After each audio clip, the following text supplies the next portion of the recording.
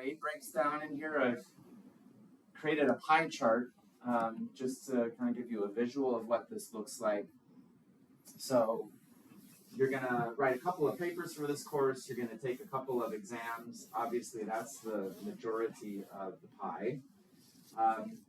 But, attendance and participation is an important part of your grade as well. This course, really depends upon you guys coming to class with things to say and helping to sustain the discussion. Especially for these 8 a.m. classes, my brain is still like waking up, and I'm often not as articulate at 8 in the morning as I am a little bit later in the day. So especially, we want to avoid the trap that I often fall into, which is just starting to ramble and suck up all the oxygen in the room. But again, that really depends upon you guys being willing to jump in and make your own comment, ask your own question, steer the direction in the conversation you think would be fruitful. I also, this early in the morning, tend to mix up words and lose my voice a little bit. So as the term proceeds, I'll get better, but still getting back into the swing of things. Anyway, the attendance and participation piece of this is important. And just to give you a quick little overview of how I do attendance and participation credit, basically you're eligible for a total of 5 points for every class session. Simply by being here and having a pulse and having the reading available and so forth, I'll give you half of those points, 2.5 points. Beyond that, every half point has to be earned somehow. Now that could be by raising a question, making a comment, traditional kind of participation stuff. But anything that contributes to the success of the course, I consider to be participation. If I can't get the projector working or something, and you're the person who knows how to do that, right, that's contributing to the success of the course, and you're going to get credit for that. So, if you are the kind of person who is, a little bit more shy, has a little bit more trouble kind of jumping into the fray of, discussion and debate, we can find ways for you to get your participation points. Let's talk about it. It could be a matter of, writing some thoughts down and just bringing them to class and giving them to me at the beginning of class. You might be worried about whether or not you can get a point in, to the discussion at the right place at the right time. Don't let that be the reason why you miss out on your participation points. If you've got thoughts or questions about what you've read, there will be a way of communicating those to me and to us in a way that enhances our discussion. So if you're having trouble, getting involved in the classroom, let's talk about it and figure it out. If you do the math on this, you do not need to max out at 5 points every single time to max out for the term. For the whole term, there's a cap of 70 points. Once you get to that cap, you've got 100% for your attendance and participation. It is very possible to get 100% for attendance and participation in here, even if you have some off days. But you do have to be consistent about it, right? So on the flip side of that, even if you come to class every single time and you never say anything, it's going to put you at a C- for attendance and participation. Right? So the way that the grading scheme works here is that even just a little bit of effort, as long as it's consistent and sustained, it's going to put you in a much better place grade-wise for attendance and participation. But with no participation, that's where you're going to be, is right on the cusp between a D and a C for that part of your grade. So, all right, any questions about that?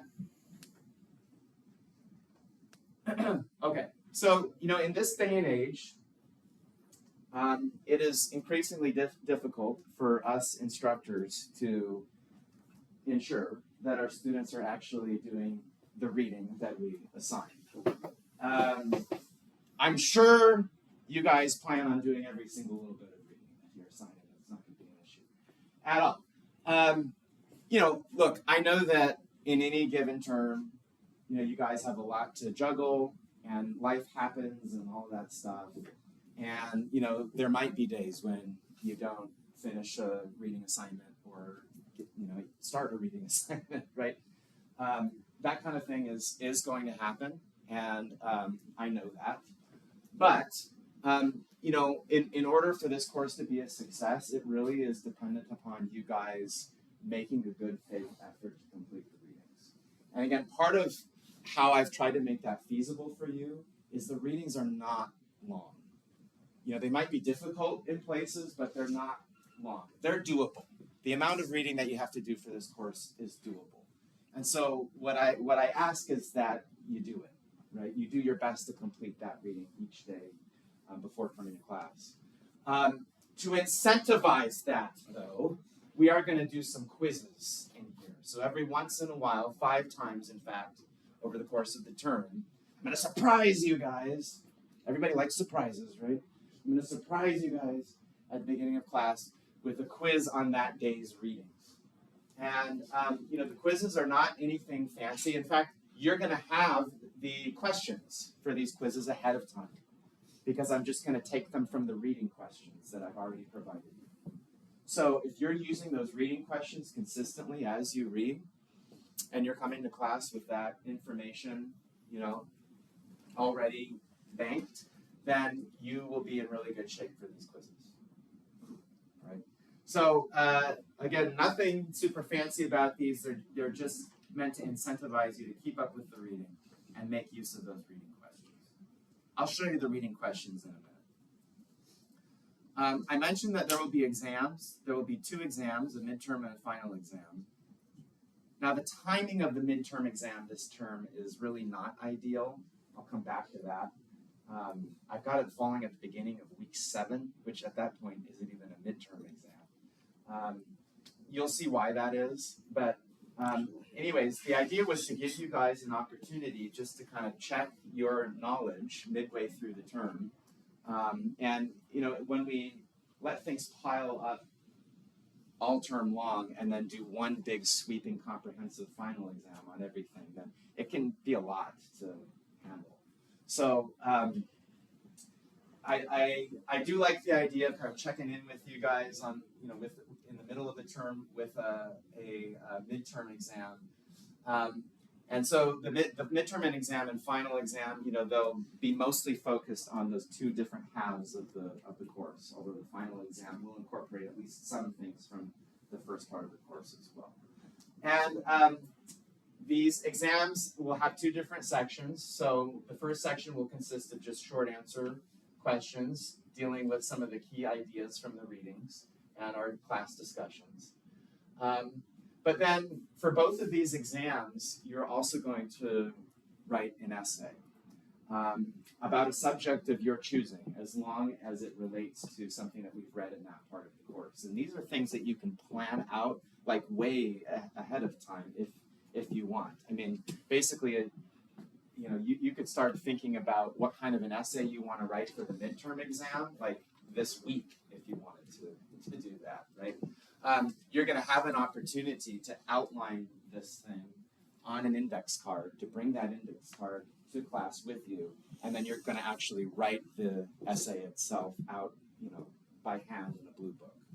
So, this is an example of something that, you can really go out of your way to prepare for and, put yourself into a position to succeed in that way. So, we'll talk more about what a good essay looks like as we go along. But, because there's that opportunity to prepare so far out ahead of the exam, I want to flag that for you right now just to get you thinking about it.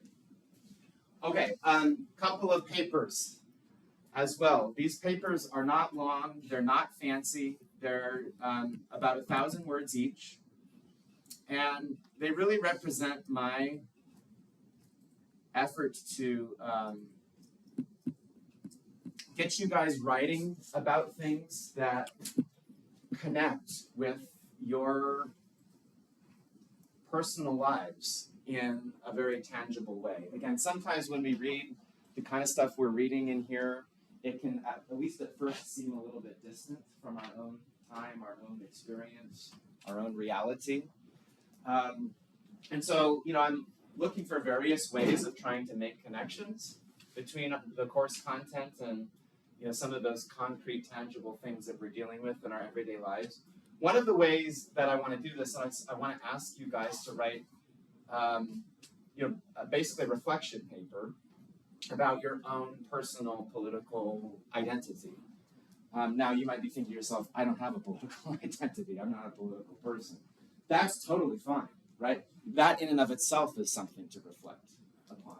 And so you'll see here as you look through these guidelines that that's really where I ask you to begin, is by reflecting on whether or not you even are a political person and what that even means, right? But then as you read through the document here, you'll see that I encourage you to reflect a little bit more deeply on that question by just kind of assessing your own political ideas insofar as they exist. And we've got some little tests and quizzes to help you do that. And then what you're going to do is you're going to make use of this metaphor of the identity. This is something I just kind of stumbled upon, but I kind of liked it for our purposes.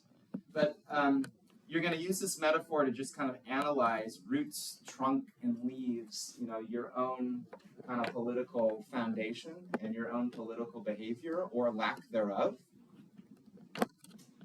as the case may be. And you're going to try to, piece this all together, in a few pages here. So last term was the first term I ever assigned this paper assignment. And, the papers I got, I thought were great. I really learned a lot about my own students doing this. Feedback I got anyway was that this was also a useful exercise, for people just to kind of think through with a little bit more care and precision these aspects of their own identity. So I'm hoping that you'll find this assignment to be useful and interesting in the same ways. For both of these papers, I'll get to the second one in a moment. For both of these papers, you could start on them today if you wanted to. And you could turn them in, well before the end of the term if you wanted to. You could bring them to me for feedback, as soon as you like.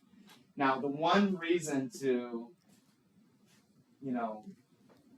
hold off at least on completing your paper until later is that as we go, we're going to be accumulating ideas and arguments, and you're going to have more opportunity to make connections to course texts in your papers as we go.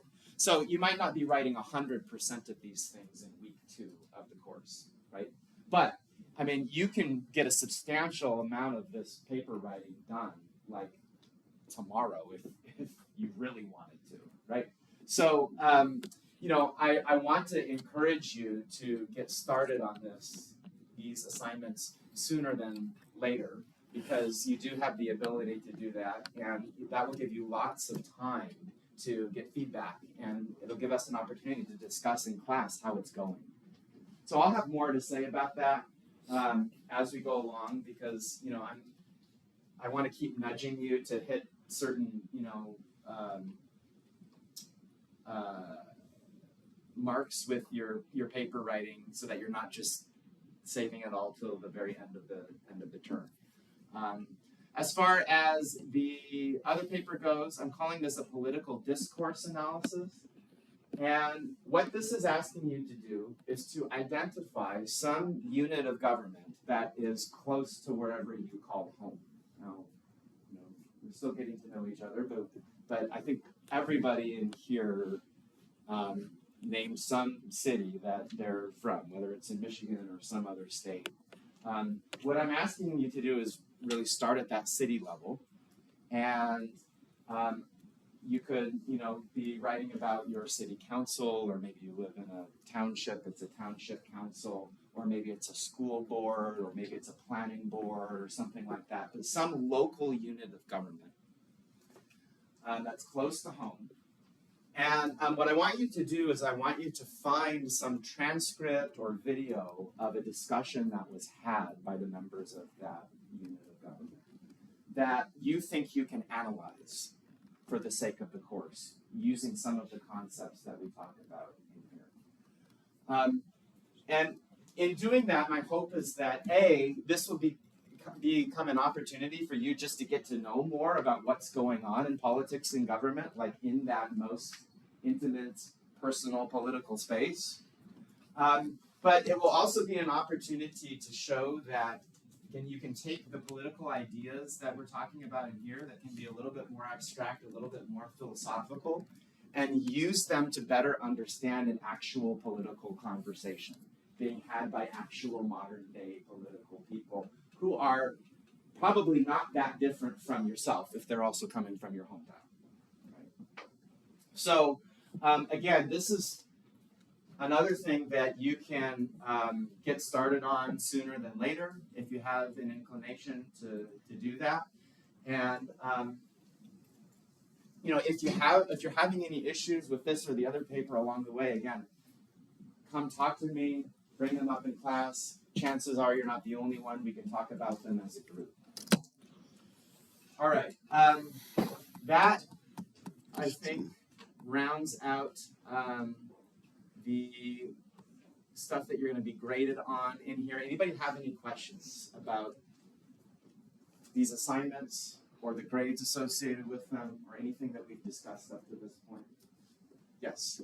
Is it necessary? You said some of the things we'll eventually read will connect with those papers. Yeah. Is it necessary to, you said we can start whenever, but yeah. I won't have as much information. Yeah. Later. Is that necessary actually? You can do a lot of these assignments without bringing in the readings from class. Like you could probably do at least 80% of each of these papers. But for that last 20%, I would like to see that you're thinking about what those connections are. And you don't want to force it, right? If you're looking at the thing that you're analyzing and then you're looking at our text and you're saying, there's just not really anything useful in there. I'm not trying to force you to, make use of ideas that are not useful, right? But I do want you to be open to the possibility that the things we're going to read about and discuss are useful.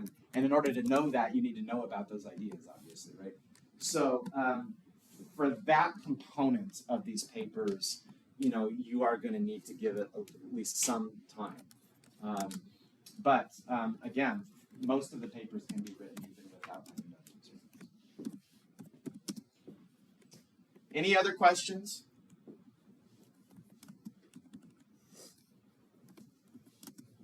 All right.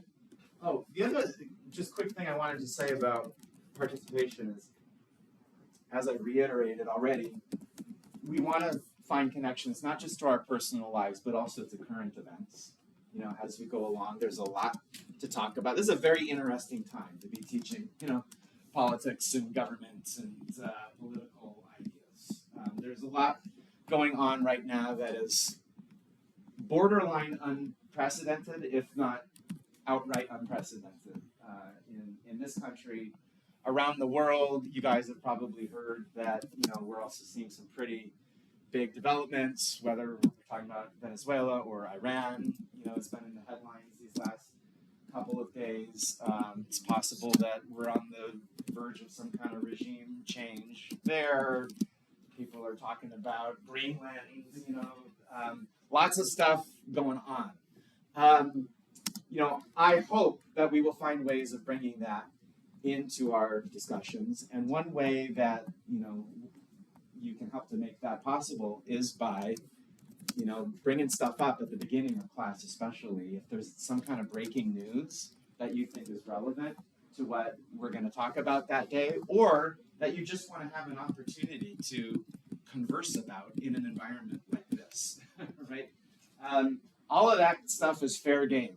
So, I don't know if you guys are regular news watchers or, consumers of news in one way or another, but, this class is a good opportunity just to maybe pay a little bit more attention than you might otherwise to just sort of what's going on politically in the world, and to bring some of that into this space so that we can analyze and kind of digest it together. So that can be a great way to get participation, even if you're just thinking about it, kind of crudely as I need my participation points for the day. That's fine. If you have come across something that you think would be relevant to us in here, productive to talk about, please bring it in. Don't hesitate to do that. Okay, let's talk about I'm going to skip over some of this stuff. Really quickly, before we get to the course plan.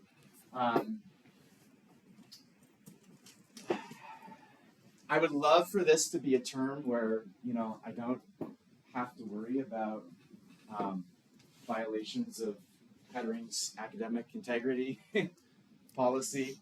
I will tell you that almost every single term I've taught at Kettering since 2015, I've had to deal with some version or other of that. These days, of course, it's getting more and more complicated given the rise of generative AI. And one of the reasons why I'm asking you guys to write papers that are a little bit more personal, connected to your hometown and your personal identity, is that those are not very AI-able papers. They're papers that are really going to be very particular to you and your situation.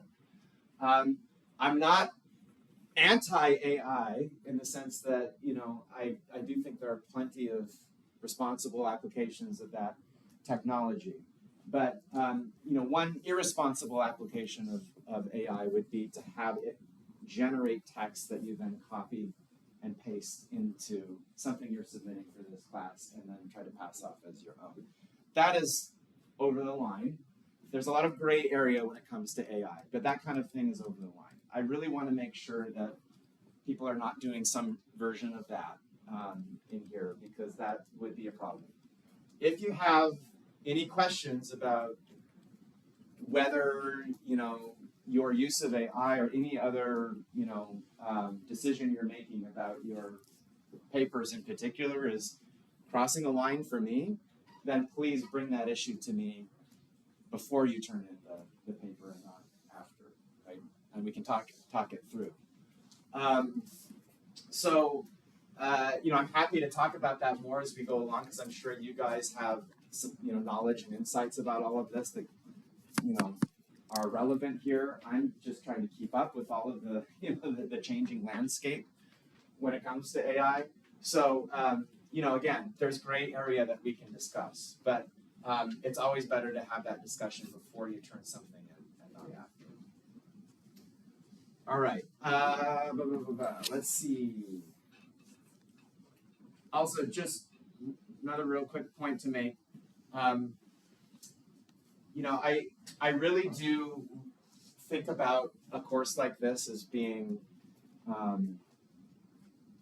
dependent upon everybody not just being invested in it like as a student, but as really a collaborator, right? We are all going to be collaborating and trying to make this course a success, right? And information, insights, they're not just going to flow from me to you. They're going to flow from you to me and you to each other, right? The way that this class is arranged, it's very hierarchical, right? It's got you guys all pointing in this direction as if, I'm the center of attention all the time, and, the knowledge is up here and being projected in your direction. That's really not how I understand the conversations we're going to be having in here. They're going to be inclusive. They're going to be collaborative. I look at you guys as having, again, a lot of relevant things to say. Even if you're not political, you don't necessarily know a lot about this kind of stuff, you're not that interested in this kind of stuff, that's not going to matter in terms of your ability to make good, constructive contributions to our conversations in here. And so everybody's going to be, part of that, I hope.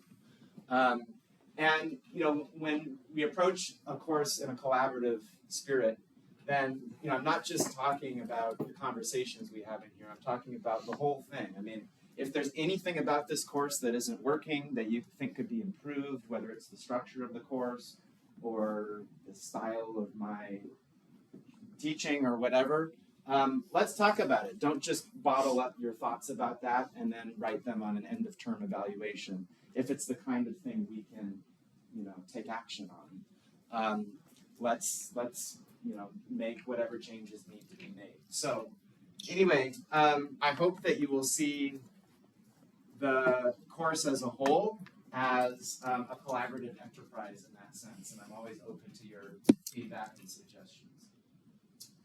All right, let's talk about how the readings break down. Now, I have split up the course into three different, is it 3 or 4? No, I'm forgetting. How many different parts? 3 different parts, there we go. The first of which I've labeled Athens and Jerusalem. Does that label mean anything to people? If you hear Athens and Jerusalem, what do you think of? You think I'm trying to capture with that? I don't know, some earlier cradles of some like government forms, like very early forms. Like, I guess what society's built on. Okay, yeah, this is the part of the course where we're going, as I said before, all the way back kind of to the beginning and trying to get a sense of the origins of some of our most important political ideas. So what's the Athens part and what's the Jerusalem part? Athens was the birth of democracy. Not just democracy, but certainly democracy as a political form, comes out of Athens specifically as a city-state, but also more generally thinking about different regime types, different political, governmental possibilities. The ancient Greeks really is where that begins in the Western tradition. Anyways, more on that in a moment. Yeah, go ahead. A lot of philosophers from Athens, a lot of different types of philosophers. Okay, yeah, absolutely. I mean, in Athens, in much of the Greek world, but Athens in particular was known as like the city of philosophers, where, just walking down the street, you're liable to see somebody going around, philosophizing about something or other. So this is where a lot of, kind of deep thinking, not just about politics and government, but about basically every topic under the sun, kind of begins within the Western tradition, or at least we've got a written record of it, from Athens that is very robust. And so we're going to start out by reading some of those ancient Greek philosophers, particularly Plato and Aristotle. Through Plato, we're also going to get to know Socrates. That's really where we're going to begin for next time, and I've got a slide on that I'll show you in a few minutes. But this is really the kind of if we're thinking about this in terms of the Western tradition, and just to be clear, that's one of the biases of this course, is that it really is focused on the so-called Western tradition of political thought. I want to be very clear that there are plenty of political ideas, good and bad, that come out of other traditions too, right? It is a major shortcoming of this course that we do not talk about Islamic political thought, for example. It's a major shortcoming of this course that we don't talk about Chinese political thought, right?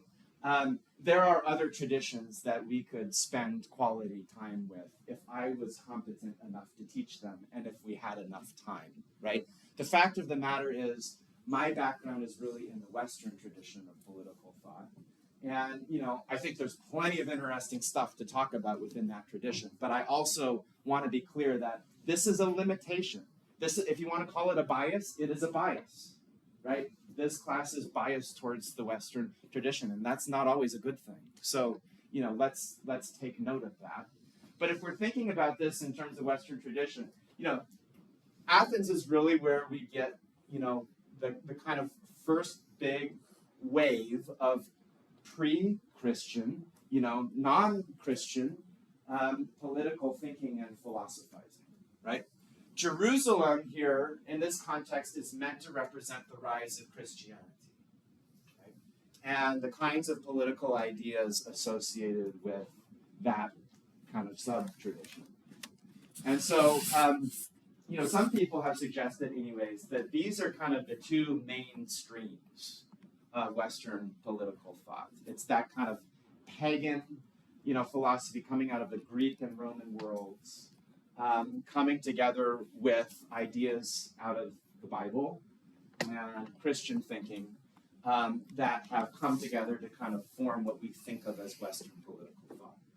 So, we can problematize that idea as we go along. I'm not saying that's like 100% true, but I do think it's useful to think of these early ideas as coming out of one of those two streams.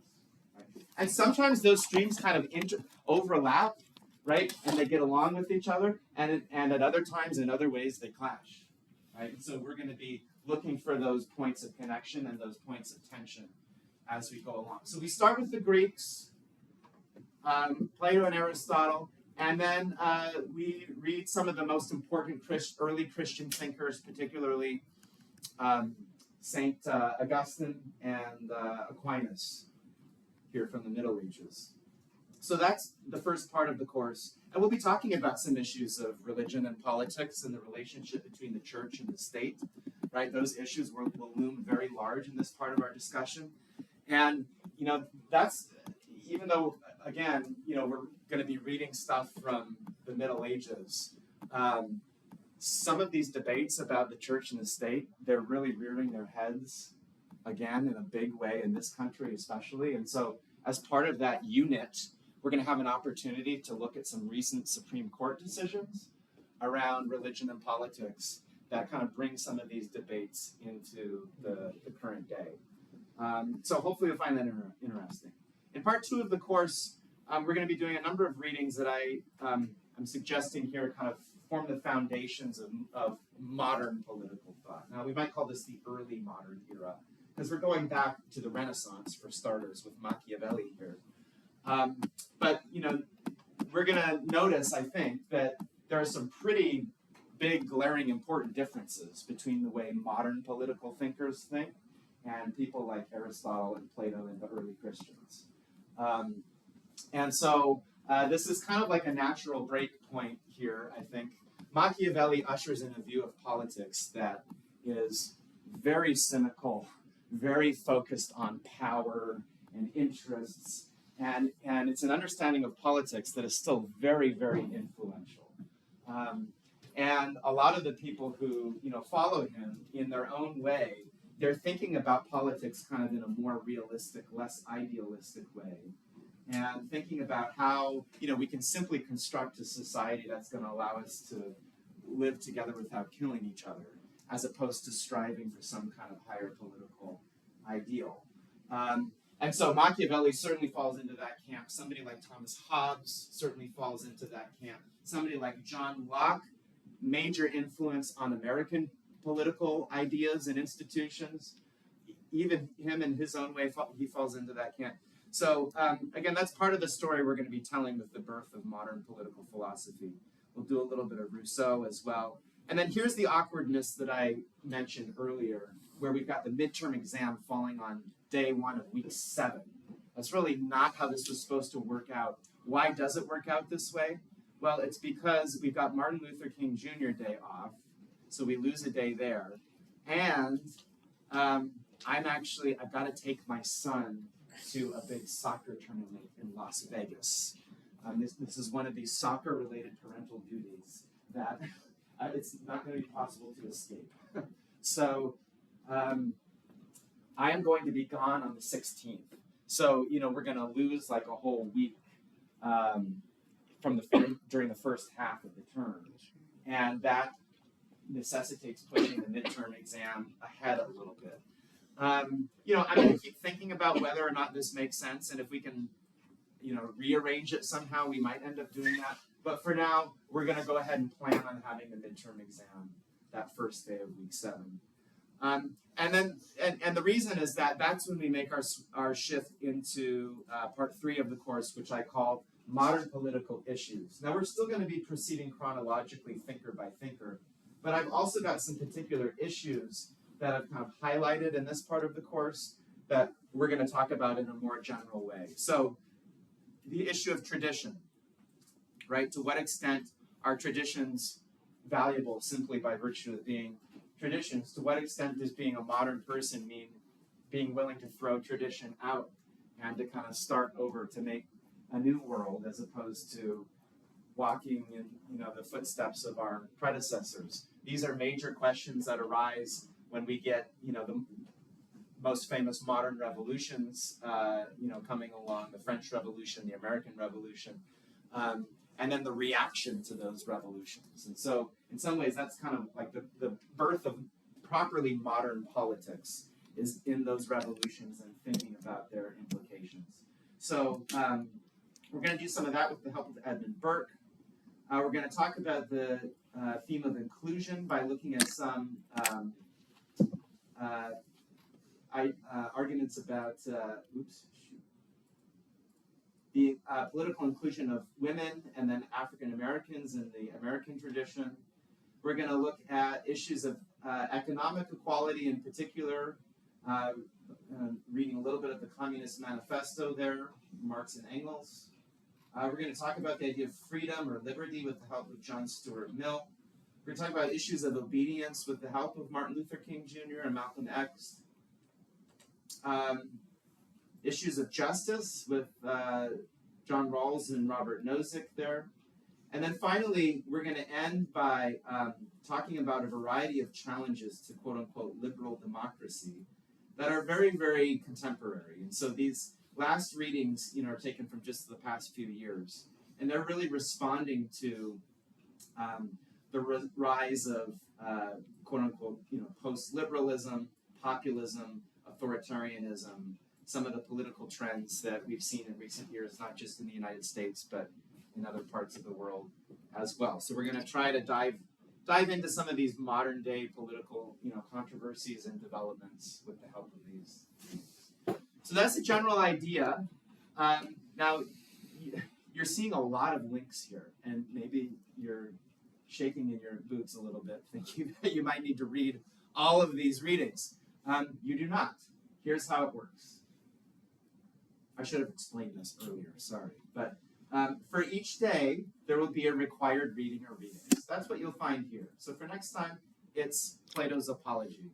And if you click on this, the PDF should come right up. You can print it out if you want. Or you can look at it, on your computer or tablet or whatever. But that's how you'll access the required readings. And then for each required reading, there are reading questions. And, these were painstakingly developed in order just to help guide you through the doing of the reading. Because, again, sometimes these readings can be confusing. You don't necessarily know what somebody is saying or what to look for. And these questions are like guideposts, right? They're to help you ensure that you're picking up on the most important things. Now, you're not going to get everything. You're not going to be able to answer all of these questions. That's okay. Just do your best. When we do a quiz, I'm going to give you, several questions to choose from, and you're going to choose two. So, as long as you feel pretty solid on, at least a few of these questions, chances are you'll be able to, successfully answer them on the quiz. So, please make use of the reading questions. Now, what's all this other stuff? In the name of making connections to current events, connections across thinkers and ideas and so forth, I have gone to the trouble of finding articles that have been written in recent years about the thinkers and the texts that we're encountering in this class. And I've given you a bunch of choices. For each day, you're going to have choices of which, for our consideration reading, you want to do for that day. You're going to choose one. All right? So for next time, you would complete this reading, the Apology, and then you would choose one of these readings. And the readings are, again, they're kind of all over the map. This reading, for example, is just going to tell you a little bit more about Socrates, the person. And these are not long. These are just supposed to give you a little taste of how people are understanding and using the ideas that you are reading about in the text. Let's see. Here's one that's making connections between Socrates and modern-day presidential politics in the United States and political polarization. Here's one arguing that, actually that's not the one I meant to put. That, philosophy and philosophers, right, need to be involved in politics and policy making, right? Again, inspired by some of the ideas and the example of Socrates. So, this is the kind of stuff you're going to encounter in these for our consideration readings. So just to reiterate, for every day, you're going to make sure that you've completed the required reading. and that you've done at least one. If you want to do more, that's fine, but at least one of these 4-hour consideration readings. Now, on our quizzes, I'm not only going to ask you a couple questions about the required reading, every quiz will have one kind of open-ended question where you just give me some insight from your 4-hour consideration reading. Just one thing. I just want you to make sure that you're taking away at least one thing from whatever that reading is. So on the quiz, you could just explain what that one thing is.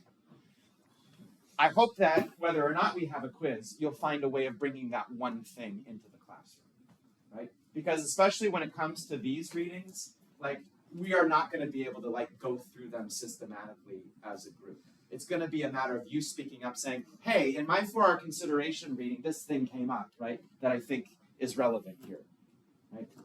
So that's another great way to participate, by bringing your one thing in from your supplemental reading.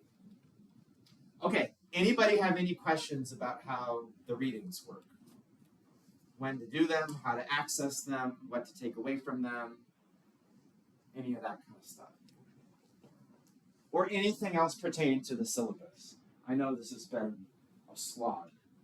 I promise not every class is going to be the kind of slog that this has been, but we just got some foundational business to get out of the way here. Yeah. So we kind of jumped over the grading scales at a normal grading scale. Yeah, it's normal.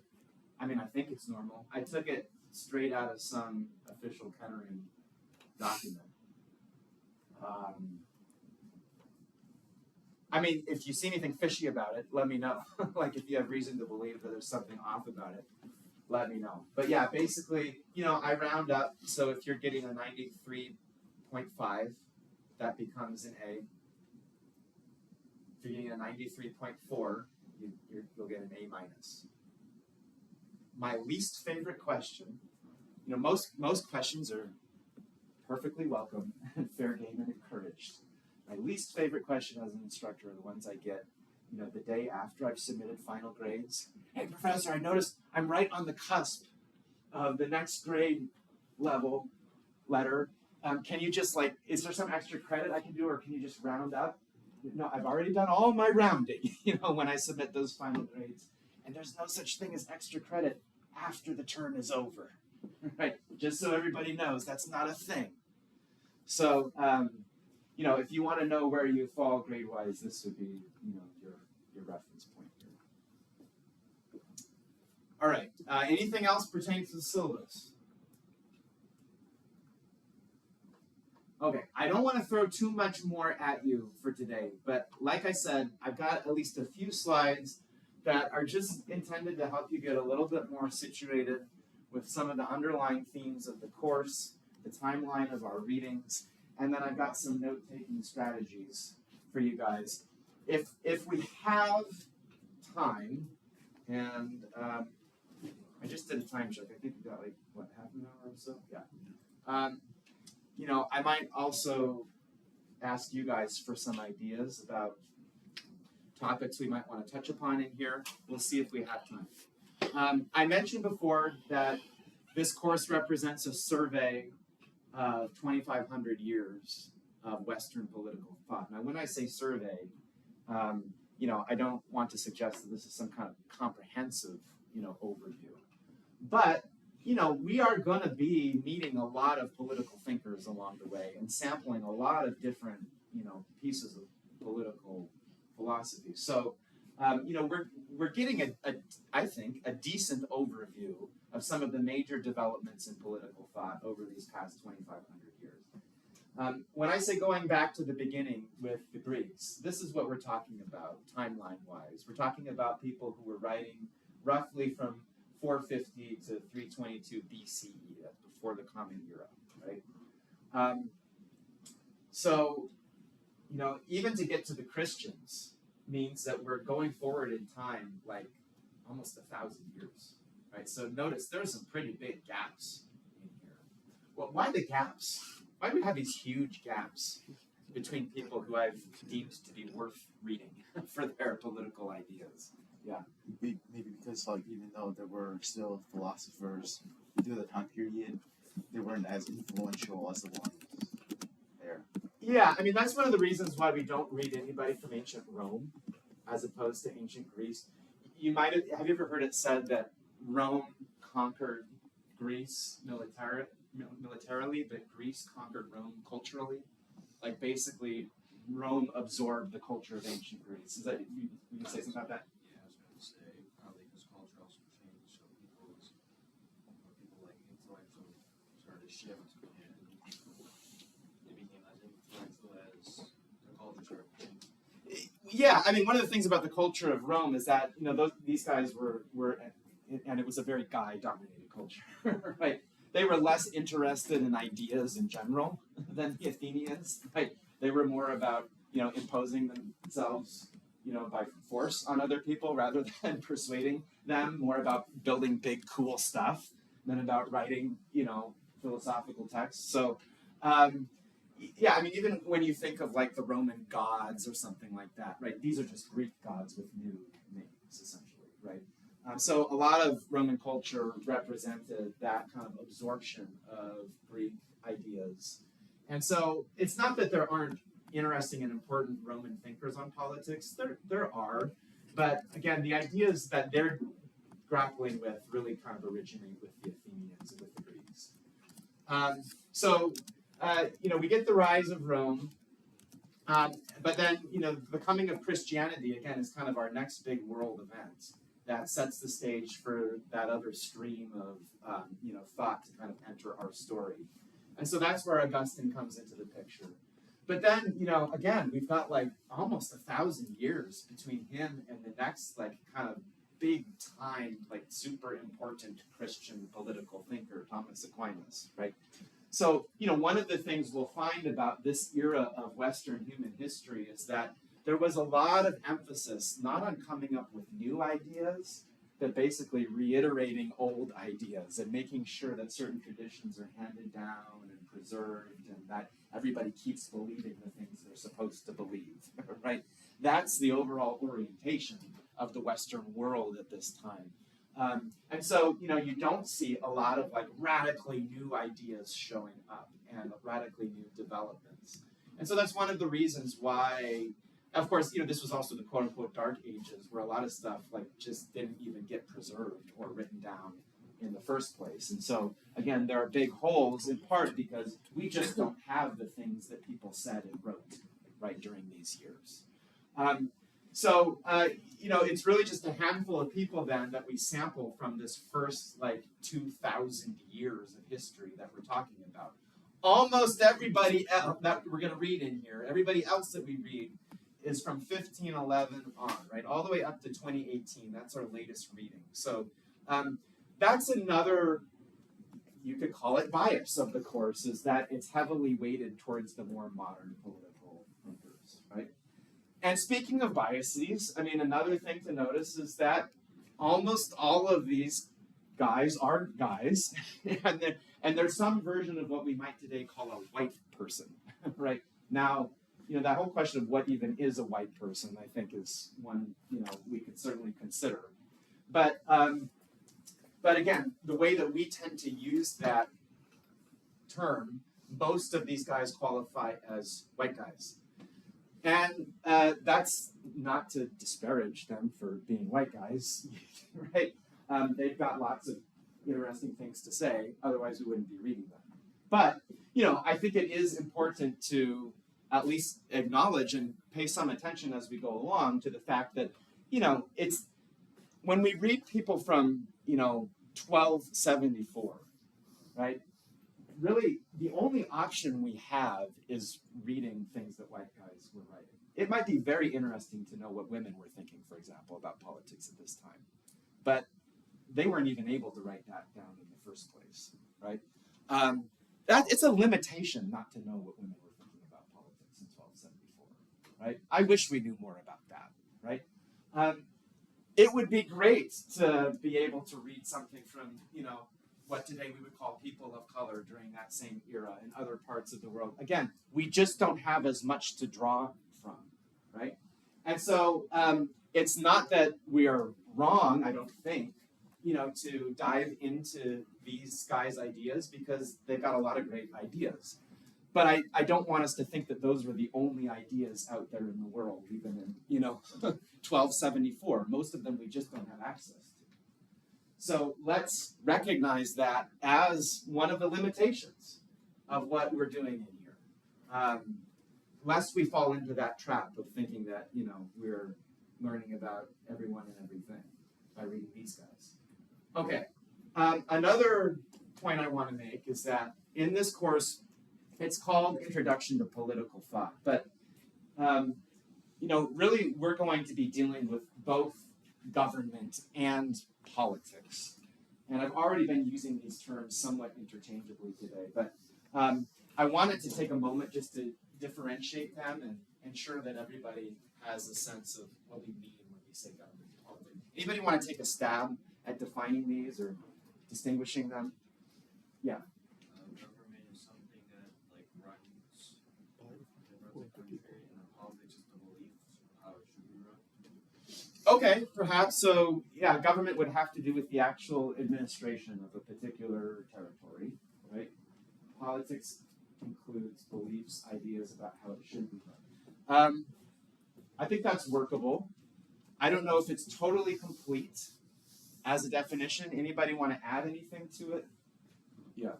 Could this going off what you said? Could politics be more broad aspect of like what a lot of people think, maybe not necessarily about government, but how like religion to or something like that. We do sometimes use the language of politics in this broader way, like maybe you've heard people talk about workplace politics or something like that, where really it's being used as a term to refer to interactions between people, especially in instances where there's like some kind of hierarchy or conflict of interests or battle over status or resources or something like that, right? So politics certainly can be used in that broader way. And if we're talking about ideas, there are ideas that matter in those other quote unquote political contexts too. I like that we're picking up on that. What else? Jesus, did you have anything? The government's kind of like the individual, like people. It's built up by people. Like you said, work politics. Yeah. It's always about two different groups: the people who are actually doing the work in leadership. Okay. With governments, it's the people who are making the laws and the people who are affected by those laws. Okay. Kinda like laws. that, or? Yeah, I like that you bring that in. Yeah, I mean, when I think about government, so certainly there are people involved. But there are people who have already, in one way or another, been incorporated into institutions, governmental institutions. All right. So, if you think about the federal government here, that's what this graphic is representing. Federal government in the United States. You've got your legislative branch and your executive branch and your judicial branch, obviously populated by people. But those institutions aren't just made up of people. They're also the laws that are on the books and certain procedures for how things are done. And all of that kind of stuff. And so, these are the people who are actually, running government, who are actually exercising political power, who are actually making decisions, right? When we talk about politics, most fundamentally, now, yes, I do think, when we're talking about ideas,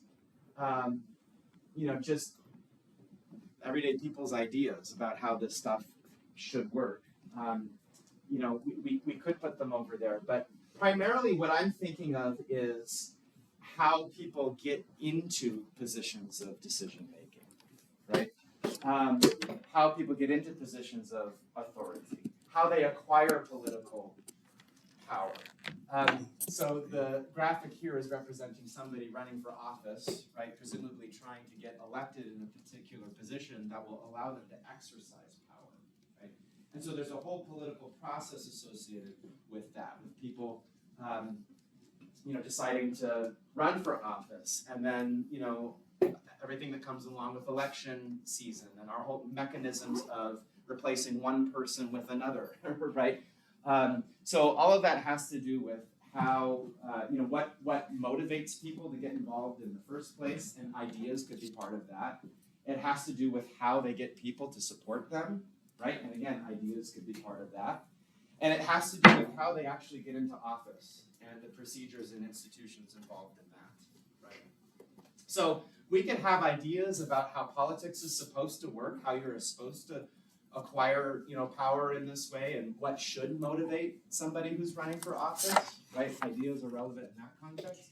But then once they've got there, we could also have ideas about how they're supposed to exercise that power and how that power should be organized institutionally and so forth. And that falls more on the government side. Do people understand this distinction then as I'm articulating it anyways? In practice, people use words in all kinds of different ways. Sometimes they use these terms synonymously. But for our purposes, I think it helps to differentiate them a little bit. All right, I also want to make another distinction that really gets to the heart of the difference between political science and political theory or political philosophy. And that's the distinction between thinking and talking about politics and government empirically versus normatively. This may be a distinction you've seen in other classes that you've taken around here. Is that term empirical at least a familiar one to you? Do you guys talk about what does it mean to investigate the world empirically? Whether we're talking about politics and government or anything else, if we're trying to acquire knowledge empirically, how are we going about doing that? Yeah. Is it empirically like based on actual experiences? Okay, yeah, it's based off whatever data we can collect through the use of our senses, through the use of experimentation, right? It's focused on trying to understand the world as it is, right? What are the facts of the world as we encounter it? And again, these could be political or governmental facts, like how many different kinds of government are there in the world, right? So that's something that we should be able to quantify. We could turn it into a number, right? We should be able to analyze it, statistically maybe, right? So it's focused more on understanding, the way things already are as we encounter them. What's normative then? We're talking about government and politics in a normative way, and notice that word norm that's embedded in that term, normative. What do you think that means? Is it more like a theoretical, like it should happen or it should how it should go or something like that? Yeah. So I think you've nailed it. So, an empirical question about politics deals with what is and why it is. A normative question deals with what should be the case, right? Now, and we could also create a kind of spectrum here. I think I've got a spectrum, right? Where we've got empirical focused more on what is real, what already exists, what is already factual. Normative focused more on what is ideal, what should be the case. Somebody give me an example of an empirical political statement.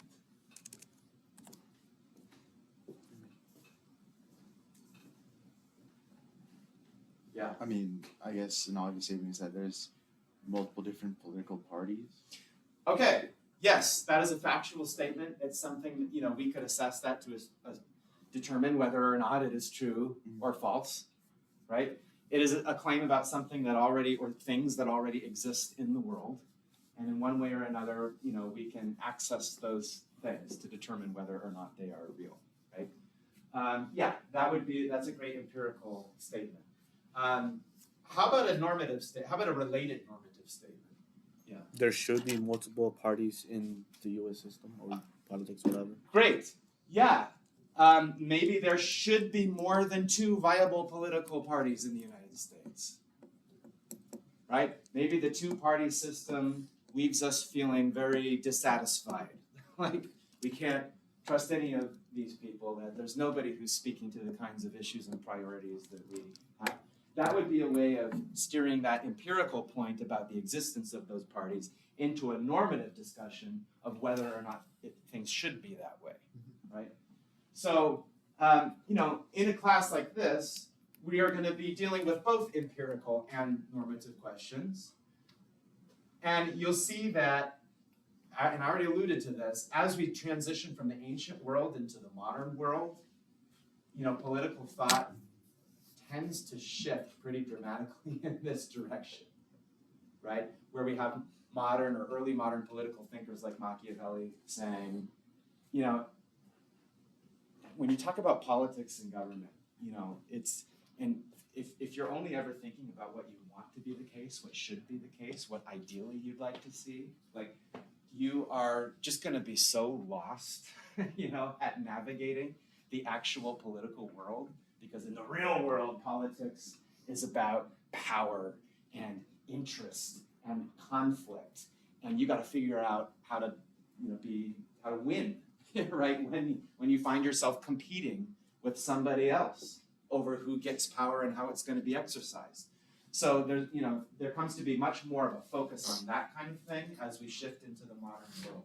But that doesn't mean that there aren't still some more idealistic thinkers floating around. We'll encounter some of those folks too. When I say Martin Luther King Jr., I don't know, since we're coming up on MLK Day, where would you place him on this spectrum?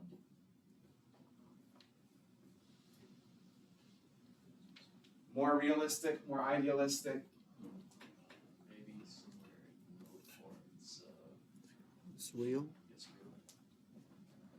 How many would place him closer to the real? Okay. How many would place him closer to the ideal? I love that already we have disagreement. That's great. Somebody make a case for the real. For King being a more realistic political thinker. His ideals were more like I don't know how to say it, but like basically his ideals were non-violence, non-political, try to fight with peace and I don't know, like empathy. While I don't know, you're making me tip this way. Bring me back towards the realism I mean, here. realism. Yeah, realism isn't it like theory or pure logic? Isn't that the definition of? Well, I mean, you can think. So, look, we've been talking about a little bit more epistemologically, like what is and why it is, right? Facts. But you know, for a lot of people who think that way, you know, their attitude towards politics is a little bit more what we might call realistic, in the sense that, you know, politics is not the kind of place where highfalutin ideas, right, matter all that much. What matters, again, is how you acquire power and how you wield it and how you outcompete other people. I'm not saying that that kind of realism necessarily needs to go along with this, right? But often it does. Mm-hmm. So if we're thinking about, is it your sense that King then is more focused just on kind of the facts of how power is organized and trying to change the balance of power through his methods of nonviolence and all of that stuff. But it's still about power. Yeah. Okay, that's very interesting. And we will definitely be talking about that with King, is that, you know, nonviolence sounds like this very idealistic, you know, idea where, you know, we're taking care to make sure that we don't harm people any more than we absolutely have to, and that we can still sit down at the same table with them later and be friends and brothers and citizens and so forth, right? But you know, you could argue that nonviolence was so effective precisely because it was more powerful than the alternative. It was more powerful to be able to take the moral high ground and to say, I'm not hurting other people, they're hurting me. They're in the wrong, I'm in the right, right? That became a very strategic thing, right? And so if you're looking at it as a matter of strategy, you could say that it tips more towards this side of the spectrum. For those who wanted to argue, though, that King was more idealistic, what kind of things are coming to mind? So what he was fighting for hadn't really been, it was kind of a new topic that nobody's really talking about. And it was how he wanted it to be. Okay, he certainly has that vision of the promised land, right? He says even, you know, I might not get there. He compares himself to Moses, right? Looking out over the land, but knowing that he's not going to get there with his fellow Israelites, right? They're going to have to go on without him. But that idea of some destination that everybody's moving towards, where you're going to realize something like almost a utopian social or political arrangement, like that's definitely a component of his thought. Yeah. I'd say a little bit more idealistic because of his speech, I have a dream, which embodies like what normative question is like what it should be, Yeah. what he wants it to like be, and what he believes it. When we think about dreaming, right? Then yeah, I mean, maybe we tend to lean a little bit more this way. We are imagining. I mean, we have dreams about real life too, right? Yeah. But in this context, usually when we say dream, we mean somebody imagining an alternate reality of some kind of maybe a better reality. I mean, you can also imagine worse realities, right? You can have a nightmare, right? But the kind of dream that Martin Luther King has, right, certainly seems to lean in this direction. But I think he's a great example for our purposes here because he shows how you could actually have both things going on at the same time in the same person or body of ideas, right? Where you can be idealistic and kind of realistic at the same time. And King, in his own way, was actually a Machiavellian.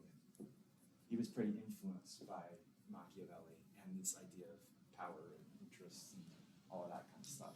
So he was hip to that, right? But yes, also in other ways very idealistic. So I just want to give you guys a general sense of the spectrum that we're going to be operating on. One of the things that's interesting is that to me, as somebody coming out of the political theory world, is that in recent years, this is an analysis of papers published in political science in the past 20 years. And what they found is that there's been this kind of consistent decline in more normative scholarly work, where people are getting less and less, or they're asking fewer and fewer kind of questions of should and ought and how ideally would we want to arrange things. Partly that's because over the years, like political scientists, they've really tried to prove that they can be scientists too, and that means using a bunch of numbers and math and statistical analysis and looking more at like human behavior as it is rather than politics as it could or should be. And so what you're seeing is partly a reflection of that kind of thinking. But I guess that kind of raises a question for us, like to what extent is it still relevant to ask these kinds of more idealistic questions? I mean, some people will tell you that it actually doesn't matter what people think or say they think should happen. What matters more is what people do. Do those two things always align? No. Do people do what they think they should do? Right. When you go in for your annual checkup or whatever, and the doctor asks you, how many packs of cigarettes do you smoke per day? And you say, 1. What number does the doctor write down? 12. Yeah, 2 or 3. Yeah. The doctor knows you're full of shit, right? Now, you yourself might not even know that you're full of shit. You yourself might be thinking, well, I really only do smoke 1 a day. Because it tends to be the case that people have an inflated conception of themselves and their own behavior, right? What percentage of people say they're above average drivers? Have you ever seen that statistic? Is it 50%? It is not. I think it's more or less. I think I saw like 70 or maybe even 80% of people say they're above average drivers. That's not mathematically possible, right, as you know, right? But again, people have this idea that they're, seemingly, that they're actually kind of better than they are. Their behavior doesn't always match up with their own ideals, their sense of themselves, and what they should be doing. And so, some political scientists will tell you, don't bother with what people think, bother with what they do. Look at what they do, right? And that's going to give you more meaningful information than having these normative conversations with them. That may be the case, but I would like to think, as a political theorist, that it does at least kind of matter, right? What we think about what the right thing to do is, about what the right kind of right way is to organize a human society. It does seem to me, and I don't know, you think about your own personal experience with this. To what extent do people's ideals and ideas, motivate their behavior? I think there's at least some amount of that going on, right? And so I'm not saying that that's the only thing we need to understand, or even the main thing we need to understand when we look at actual human behavior, but it is, I think, an important component, right? So anyways, that's my pitch, I suppose, for the relevance of looking at ideas and thinking about how they actually motivate people's actions. Let's talk about how to take notes in this course, because in a course, oh shoot, I have less time than I thought we did, so I'm gonna go real fast here. Really quickly. We're gonna encounter a lot of different ideas in here. Some of those ideas are gonna be ones that I might hold you accountable for on an exam. Some are not. I want you to think about this in terms of collecting concepts. As you read, think about what concepts you're encountering that are giving you kind of a foothold or a handhold in whatever that subject is. And see if you can kind of pull them out of the text. And we'll kind of collect those as we go along.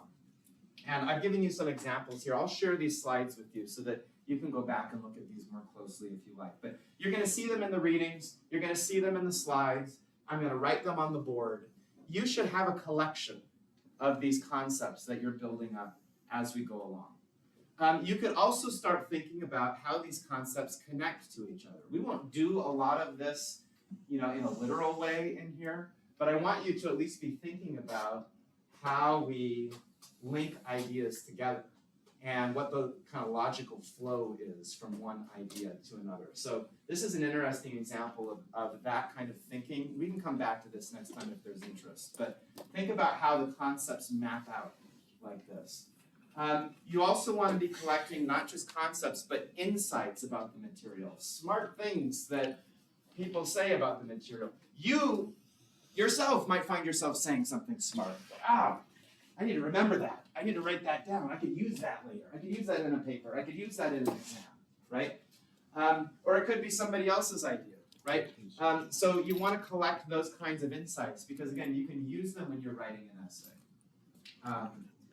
And then finally, I want you to start collecting your own personal thoughts about this stuff.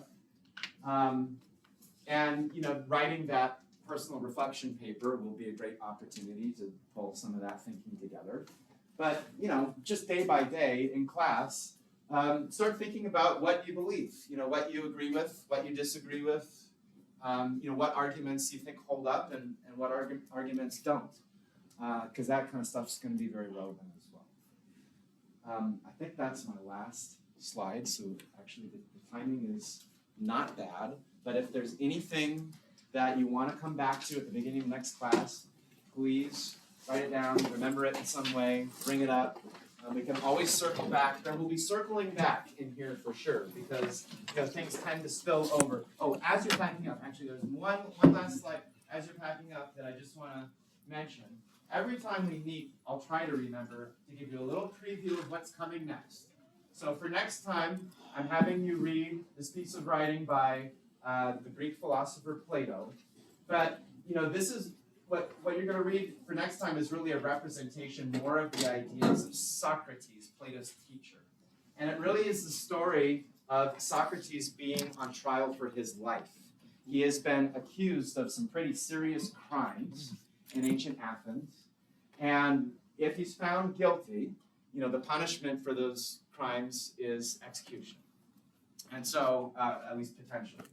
And so, this is a real, and this is based on a true story, so this is a literal life and death situation involving political philosophy, where you've got an individual who's got to convince not just us, the reader, but literally the people of the jury that his ideas hold up. So I want you to pay attention then to the different phases of this trial, what's called the guilt phase and the penalty phase, which already kind of gives you a spoiler about whether or not he was found guilty.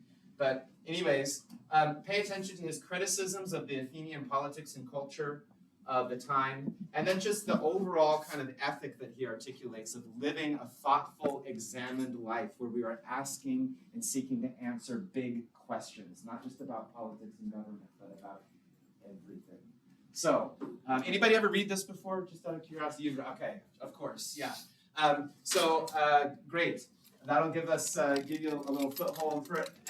But regardless of whether or not you've read it before, please pay attention to those reading questions. They're meant to help you steer us towards some useful things to discuss in class.